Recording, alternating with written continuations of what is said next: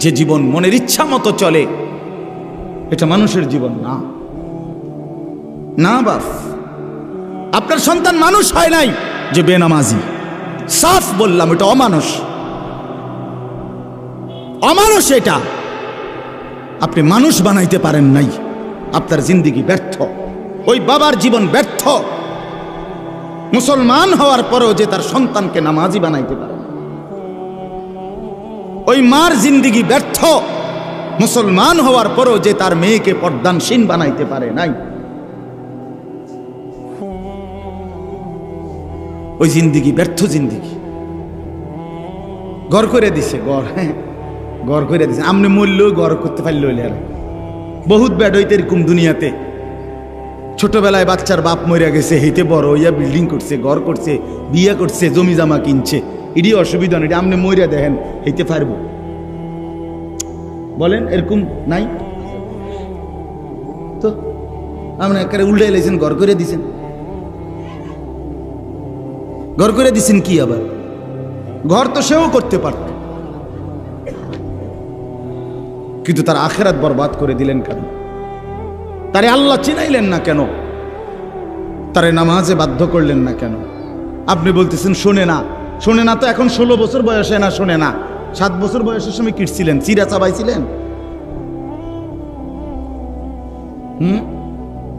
6 বছর বয়সের সময় কি করছিলেন? চিরা চাবাইছিলেন। তখন কেন তারে নামাজি বানাইলেন না? তখন কেন তারে সাথে করে মসজিদে নিলেন না? আপন সন্তানের সামনে কেমনে বিড়ি খাইলেন? এইতে কি শিখলো আপনার থেকে? আপন সন্তানের সামনে গালি দেন কেমনে? হ্যাঁ, আপন সন্তানের সামনে বেডির নাচ চান কেমনে টেলিভিশনে বইয়া? হ্যাঁ, আপনি এই নিকৃষ্ট রুচির মানুষ, আপনার ভূত মানুষ হইব কেমনে? কি গাজরের কথা! বিড়ি খাইতে খাইতে বেটা কয় ভূত মানুষ হোক, পড়ালেখা করো। হেইতে যদি আব্বা আপনি ঈদি হইলেন না,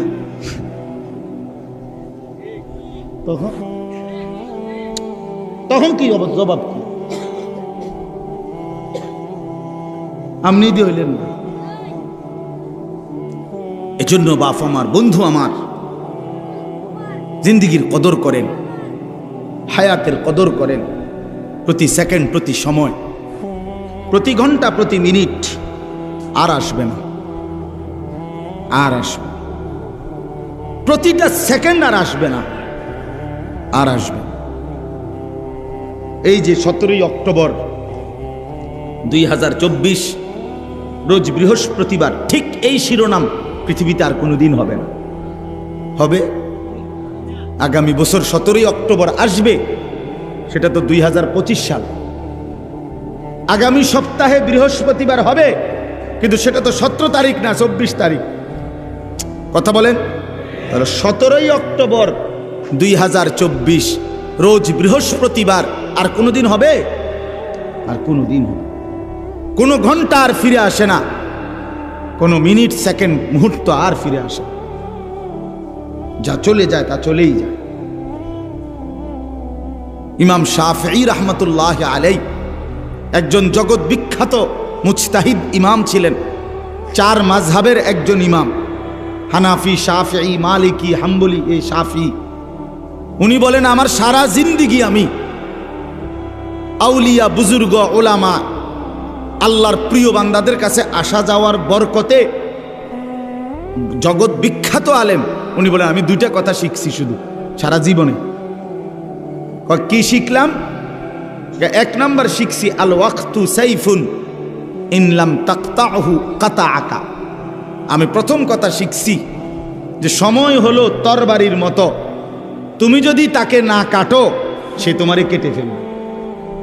তুমি যদি না ভাগ করো, আমি আধা ঘন্টা বিশ্রাম করব, 10 মিনিট নাস্তা করব, জোহরের নামাজ আমার 1টা 30-এ, আমি 12টা 50-এর ভিতরে আমার কাজ শেষ করব, 1টা 10-এর ভিতরে গোসল করে নামাজের জন্য রেডি হয়ে যাব।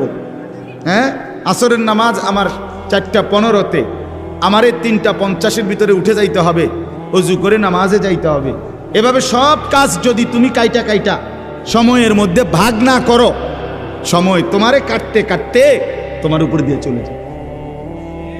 আপনারা যখন রাত্রেবেলা আমি অনেক সময় এটা খেয়াল করি, রাত্রেবেলা নীরবে যখন আমরা ঘুমাই, লাইট বন্ধ হয়ে যায়, তখন ওই দেওয়াল ঘড়ির কাঁটা খেয়াল করেন যে সেকেন্ডের কাঁটা এটা যে ঘুরে, এটা কট কাট কাট কাট কাট কাট করে, মানে ছোট্ট ছোট একটা আওয়াজ করতে করতে এটা ঘুরে। তা আমার সব সময় এটার আওয়াজটা মনেই হয় যে এটা যেন আমারে কাটতে কাটতে চলে যাচ্ছে। তা আমি যদি সময়কে কাজে না লাগাই, আমি যদি সময়কে ভাগ না করি ইবাদতের জন্য, আখিরাতের জন্য, দুনিয়ার জন্য, ব্যবসাও করবেন, নামাজও পড়বেন, বাজারও করবেন, জামাতও ধরবেন, আপনি মিলাইয়া নিবেন, আপনি ভাগ করে নিবেন, সাজায়া নিবেন। হযরত বলেন ইমাম শাফিঈ, নাই তো সময় তোমারে কেটে কেটে চলে যাবে।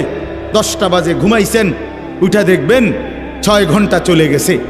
12টা বাজে ঘুমাইছেন, উঠে দেখবেন 3 ঘন্টা চলে গেছে। আপনার জন্য একটি সেকেন্ড সময় দাঁড়াবে না। দাঁড়াবে কি বাপ? দাঁড়াবে না। কাজে লাগাইলেও চলে যাবে সময়, কাজে না লাগাইলেও সময় চলে যাবে। রাত শেষ হয়ে যাবে, আজকের রাত শেষ হবেই, বাসর রাতও শেষ হবে, জেলখানার রাতও শেষ হবে, আর আসবে না সময়। আর 2 নাম্বার হলো, হযরত বলেন ইমাম শাফিঈ রাহমাতুল্লাহ আলাইহি, আমি দ্বিতীয় কথা শিখছি, নাফসুকা ইন শাগালতাহা বিল হক ওয়া ইল্লা শাগালাতকা বিল বাতিল। মনের চাহিদাকে যদি তুমি জোর কইরা নেক কাজে, হকের কাজে জোর কইরা যদি না লাগাও, তাইলে নফস, মনের চাহিদা তোমারে সারাক্ষণ গুনাহ আর নাফরমানির কাজে লাগায় রাখবে।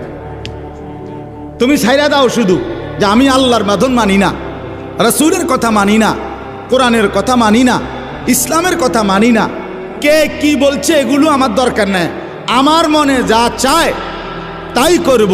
হযরত বলেন এই তুমি যদি মনের চাহিদাকে ছেড়ে দাও, তাহলে সে তোমার 24 ঘন্টা আল্লাহর নাফরমানির মধ্যে লাগায় না। এই যে মোবাইল টিপতে আছে রাতের 3টা বাজে, মোবাইলে টিপে, বুঝেন নাই? রাতেরও শেষ নাই, দিনেরও শেষ নাই, চলছে মোবাইল, চলছে নাচ গান, নর্তকী, ছবি, জিনা, ব্যভিচার, উলঙ্গ দৃশ্য, খালাস, জিন্দেগি শেষ, জিন্দেগি শেষ। হাঁটতে হাঁটতে মোবাইল টিপতেছে, পেশাব করতে আছে মোবাইল টিপতে আছে, বাথরুমের ভিতরে মোবাইল টিপতে আছে। মোবাইল তারে এমনে খাইছে যে এটার ভিতরে তার জিন্দেগি দিয়ে দিছে। হায় হায় মুসলমান, মুসলমানের নওজোয়ান, কোন যুবক তর তাজা নওজোয়ান এত ফালতু হয় না। তারে যুবক বলে না বেটা, যার জীবনে কোনো কর্মের উদ্দীপনা নাই, মেহনতের জজবা নাই, ফিকির নাই, দেশ গড়া, মানুষ গড়া, জাতি গড়া, ইসলাম